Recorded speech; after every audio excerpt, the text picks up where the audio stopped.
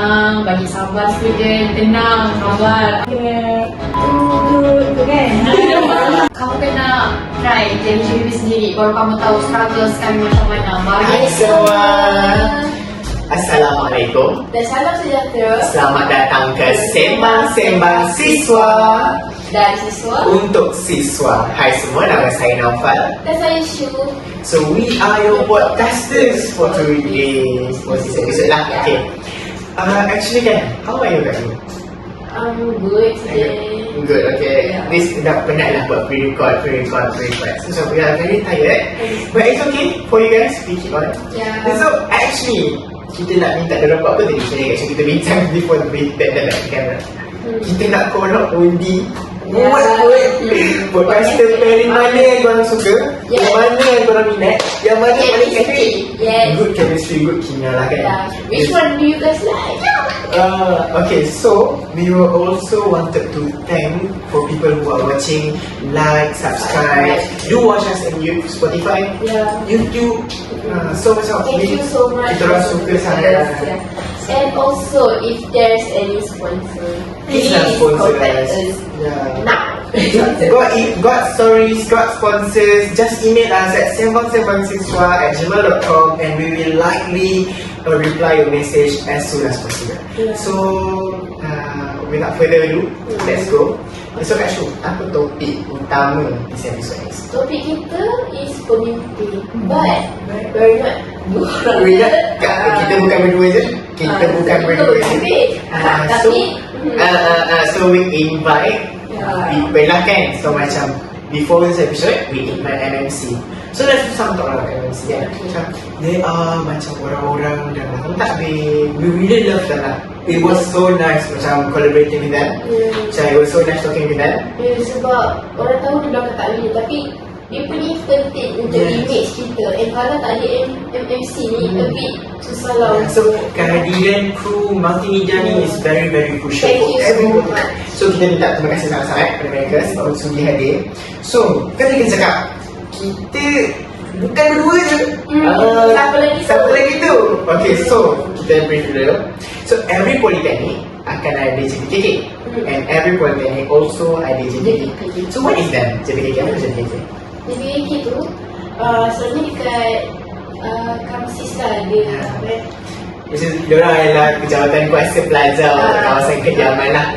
And then Simbus tu JPP, Jabatan Perwakilan Plaza. So let's welcome them now. Bukan kesian lama-lama. Okay, hi. Okay, so can you introduce yourself to the crowd? Okay, hai, nama saya Iriani. Saya merupakan naib yang di-Betul 1, Jawatan Kuasa Perwakilan Pelajar Politeknik Jenin Kelantan. Hai, Assalamualaikum dan salam sejahtera. Salam Malaysia Madani. Nama saya Khadijah Husna binti Azman and saya merupakan Presiden 2 Jawatan Kuasa Pelajar Kolej Kediaman JPKK. Okay, Kak Rizal kenapa sih Kak Rizal? Yes. Kita lanjut. It's okay. Kak Rizal, how are you? I'm fine. Kak Rizal, how are you? Kak Rizal? I'm fine. Okay, so we have a bunch of questions to ask. And we also macam kita kan ada PRS, kita tak ada perspektif mereka. So kita macam banyak sikit nak tanya, banyak sikit nak tanya soalan, nak cakap apa, and then banyak pengalaman. So you go first. Saya nak tanya Kak Yana, JPP tu sebenarnya apa? Okay, FYI, JPP ni short termnya JPP, tapi sebenarnya JPP ni Jawatan Kuasa Perwakilan Pelajar Politeknik Jenin Kelantan lah, seperti kita dekat PJK. So JPP ni memang disedia oleh Hal Ehwal Pelajar lah. So penasihat kami sendiri daripada HEP, Miss Sofia Hanin. So memang JPP ni apa-apa berkaitan student kami akan dicari, macam tu. Dipersalahkan kami juga, macam tu. Hanya Allah yang tahu macam mana perasaan aku sakit. Sakitnya perasaan aku ni. Siapa yang tahu? Siapa tahu? So pressure. Banyak pressure. So how about JPKK? Seperti mana yang korang tahu, JPKK kita adalah Jawatan Kuasa Pelajar Kolej Kediaman. So kalau JPP ni diorang handle pasal pelajar, overall pasal pelajar, kita orang hanya handle dalam kawasan Kamsis, dalam kawasan Kolej Kediaman. Apa-apa yang berkaitan dengan warden, itu juga berkaitan dengan kita orang. So I think we need to overlay gambar Miss Sophia Halim lah so macam JPK boom boom and then siapa bahasa untuk JPK? Sebab masa ni penasihat JPKK, kita orang masa dalam perbincangan sebab menurut daripada apa yang Sezin cakap, Ketua Wardasan cakap, apa-apa sekali kita orang melalui dia dulu. Bukan sedih. Boleh minat lah kalau tak ada tak boleh lah. So we actually bye-bye to the MNC members. Yeah, they just get. Okay, so actually lah untuk kita tarik balik, podcast ni adalah bertujuan untuk menjadi platform suara mahasiswa dan juga bincang isu kehidupan pelajar, berkongsi ilmu dan pengalaman, mewujudkan rasa relatable lah. So we really hope kalau korang tengok ni, korang rasa relate, korang rasa boleh bantu belajar, boleh teman pun okey lah. Or even kan cerita Macam submit your stories, pengalaman korang, and then ini juga menjadi medium santai untuk yang bermanfaat juga lah untuk para siswa. dalam Okay, masa sama kita dapat ilmu dan santai. and then we interview people, don't worry, lots more we will interview. Okay, so Kak Yani, Ya nampak. okay. Okay, so Kak Yani, kita nak tanya lah macam tadi kan, yang selalu dipersalahkan Ya, betul. JPP kan. So macam how do you handle that?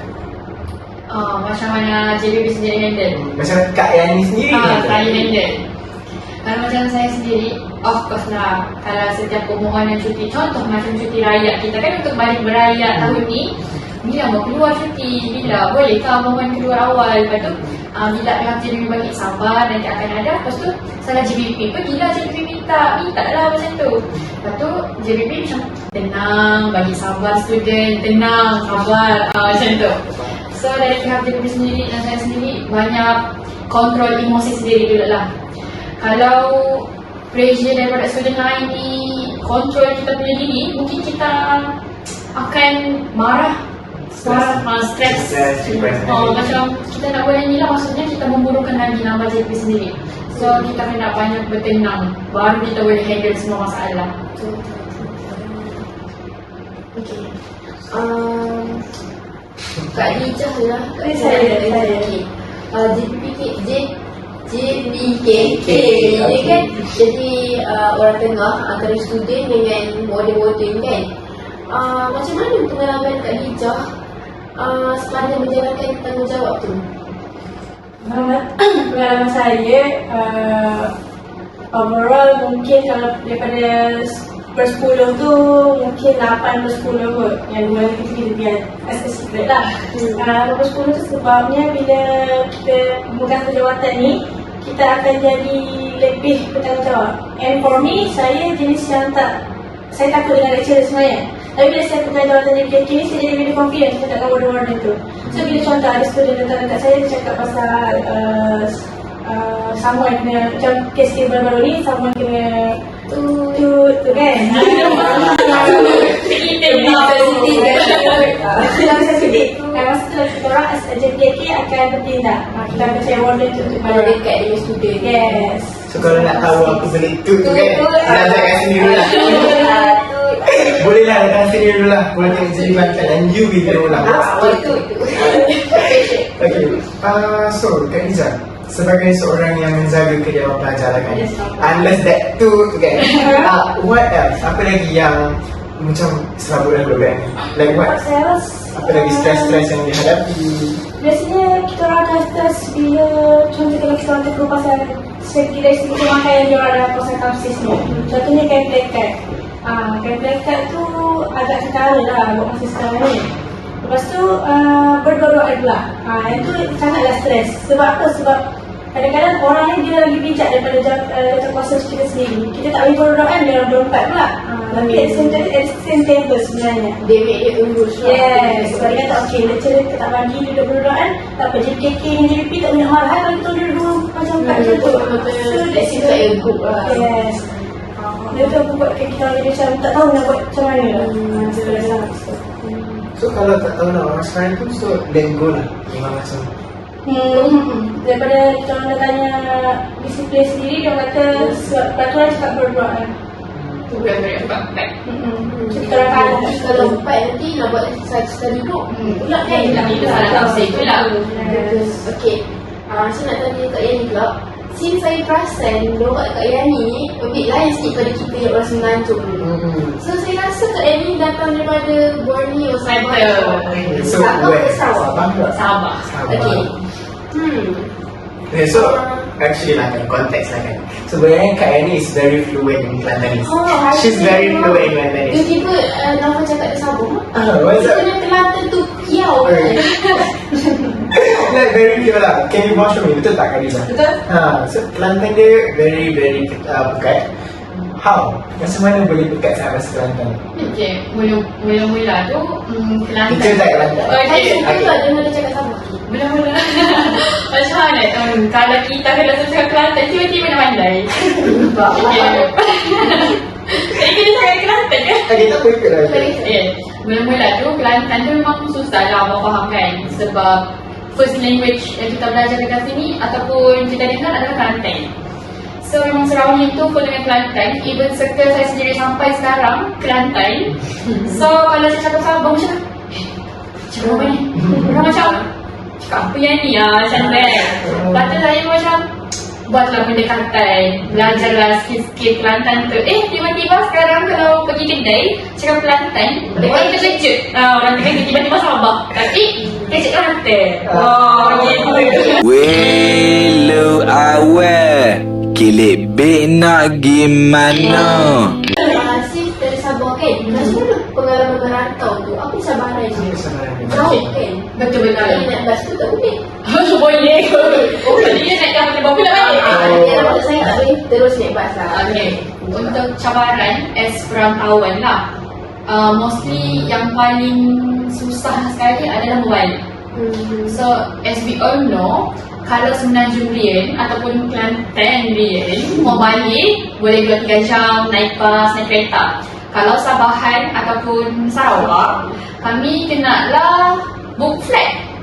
Lepas tu book flat pula memakan kos yang sangat tinggi. Betul. Jadi kalau macam kami rindu kampung tu memang kena tahan lah.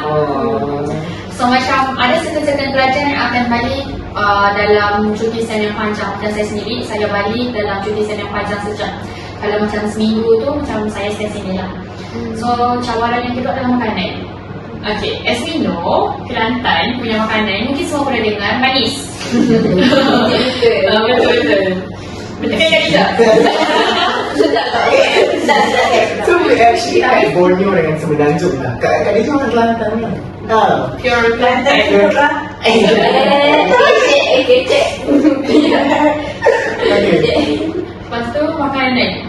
Kalau bahasa sini sangat susah untuk cari dekat-dekat kita sebab semua manis. At first sangat susah. Tapi day by day, alhamdulillah saya boleh sebahati dengan makanan Kelantan. Mungkin sebab cuma tak makan bodoh. Tapi kalau boleh aku bodoh ni tak boleh. Macam mana kita ni? Tak boleh bodoh. Okay, so Kak Liza sendiri, kita ada soalan juga. Apa cabaran-cabaran yang paling susah berbanding JP? Macam apa cabaran yang paling susah yang Kak Liza sendiri pernah hadap lah berbanding macam JDP kan? Macam JDP of course lah susah dia dekat campus. Kalau JDP susah dia dekat kediaman. Apa yang susah bagi Kak Liza? Bagi saya, setakat ni tak ada yang susah. Sebabnya kita orang bukan individu dan saya bergerak dalam satu kumpulan. So benda tu meringankan beban saya. Walaupun anak-anak saya macam itu. Tapi overall okey je. Tapi yang kalau part paling susah tu bila hari time cuti. Time cuti lepas tu orang asyik kata ada apa short apa semua tu. Benda tu dia orang kasi dia PKK dulu. Bukan cari warden saya je PKK. Basic maintenance saya je PKK. Sebab apa? Sebab dia orang tak tahu macam mana nak buat. Orang first time lah. And kalau contoh macam PKK tu sendiri tak ada dia kamsis, itu agak susah lah untuk kita orang. So it takes a village lah, ramai untuk selesaikan masalah-masalah kediaman. Jadi kadang-kadang pelajar sendiri pun tak nampak kan. Macam not all people tahu kewujudan JPK. How do you solve it? Macam mana nak bagi budak-budak tahu JPK ni wujud sebenarnya? Ya, macam mana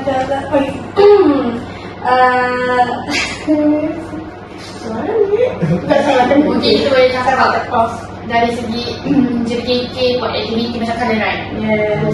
So kalau macam aktiviti colour run memang 100% disedia oleh JKK sendiri lah. Mungkin itu salah satu untuk student nampak JKK. So maksudnya program-program besar yang JPP buat is sekadar lah. Yeah. Ada program lain tak? So, Program yang dia buat JPP. kita perdana apa semua tu. Macam kita orang ada buat banyak program, tapi kebanyakan yang kita orang buat tu kita orang tak solo. Maksudnya JPK ni akan berkolaborasi dengan kelab-kelab yang lain. Saya nak tanya Kak Yani. Okay, since JPP ni Kak yang paling tinggi lah dalam bidang ni. Nak tanya kan mestilah ada banyak kritik juga kan. Apa pendapat Kak Yani tentang kritikan tu? Sebab kebanyakan yang kritik tu dia hanya cakap tapi dia tak nak macam jadi pemimpin. Macam mana cakap tu Kakak? Kepada pengkritik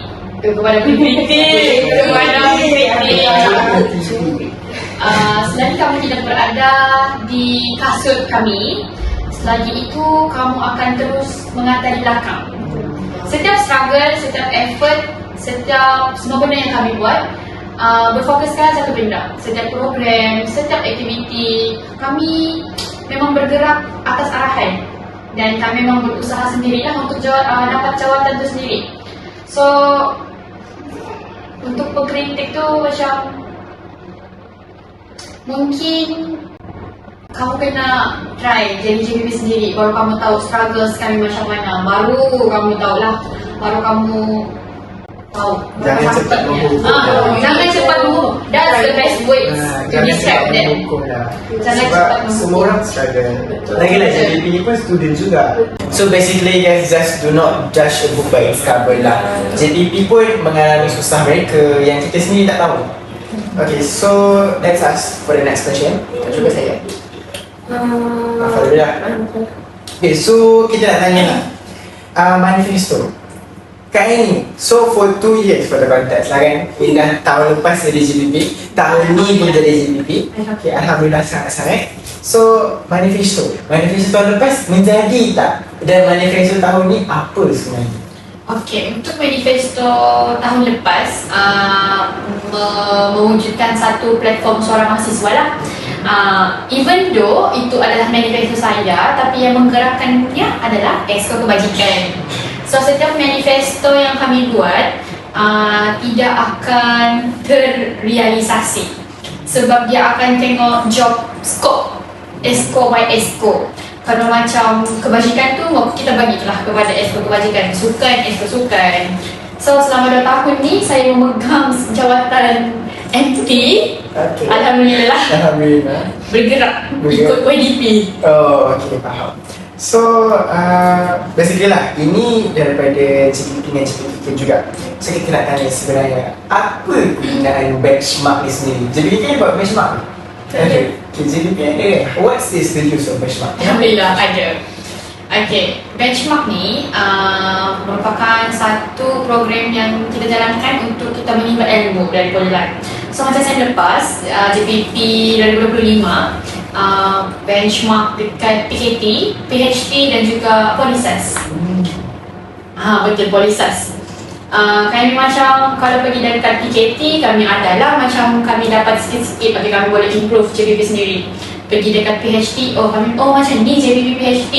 So mungkin kami boleh ambil sikit input dari sana untuk kami jadikan extra points untuk JPP sendiri. Lepas tu mostly kami memang banyak menimba ilmu dekat Polisas lah sendiri. Macam kami tahu buat filing untuk SKS macam mana, buat dia punya GD. GD Polisas saya boleh puji sangat gempak. GD apa? Google Drive. Oh, Google Drive. Macam situ kami boleh dapat satu idea lah untuk improve GD kami sendiri, jadi minit mesyuarat. So basically benchmark ni memang satu program yang kita buat untuk kita menimba ilmu dari pola-pola JPP lain untuk kita improve JPP kita sendiri. Saya nak tanya Dija. Saya masuk JPK, kenapa tak JPP ke? Kenapa tak PRS ke? Kenapa JPK? Masuk poli, kita masuk JPK. Why? Kenapa? Okay, sebab first kali saya pernah minta sebenarnya dari RJPP masa SEM yang batch A, grade 2024 tu. Saya minta, lepas tu biasalah kita kan tak boleh nak expect benda tinggi-tinggi kan. So masa tu saya gagal, saya tak direkrut as RJPP. And masa 2025, masa tu SEM 5 pula, SEM 3 saya rasa sebab masa SEM 3 tu saya dah start tunjukkan diri as a freshie, and masa tu saya start bergaul dengan orang.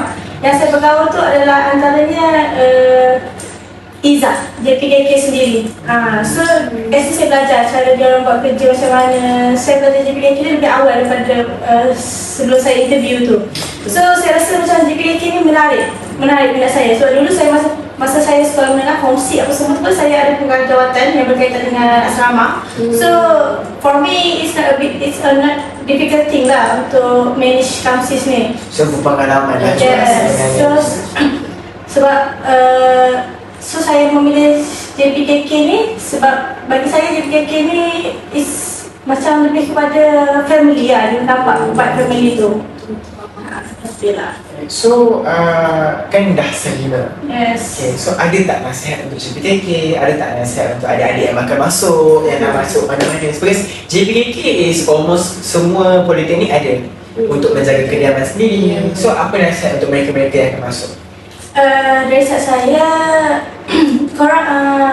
untuk korang yang nak join JPKK untuk SEM hadapan ataupun tahun hadapan, korang jangan takut, jangan gemetar. Sebab JPKK ni bukanlah jawatan kuasa yang susah. Bila korang dapat adapt, korang boleh manage masa korang akan rasa benda tu fun. Dan bila korang boleh masuk dengan ahlian JPKK itu sendiri, korang jangan takut, jangan gemetar. Saya dulu pun macam tu juga, saya macam risau, boleh adapt dengan diorang ni, diorang boleh terima ke aku? Tapi tak. Tapi last tu semua benda akan jadi macam gembira. Macam tu saya boleh pesan kat korang. So just go on lah. Jangan takut-takut. Pergi je. Keluar pada kepong pun masih. Buka Jadi saja. apa yang ni lah? Why JDP? Kenapa JDP? Kenapa tak JPK? Kenapa tak NMC? Kenapa tak PRF? Okay. Why JDP? Dulu sebelum terminat dengan RJPP, sama batch dengan Tija, tapi alhamdulillah saya terpilih dan alhamdulillah. Okay, so kalau terpilih daripada RJDP jadi JDP. Kalau tak terpilih jadi JDP. Rezeki alamat dia masing-masing. Tapi sama-sama jaga lah. Sama-sama bagus. Okay. Masuk 2024 tu, sebenarnya kita minat dengan MMC. Oh ya, kena NMC. Kita yang minat ambil gambar, tapi masa selection dia tanya siapa berminat mau masuk, angkat tangan lah. Mungkin Allah tutup hijab diorang tu, tak nak bagi saya nampak. Tak dapat MMC. Tak dapat MMC. Lepas tu saya join debat. Lepas tu dalam tu banyak senior lah. Lepas tu banyak yang mantan YDP 2024 sendiri, Akmal. Terima kasih sebab menggalakkan saya untuk ke arah kepimpinan lah. So macam beliau nampak ada something dalam tu.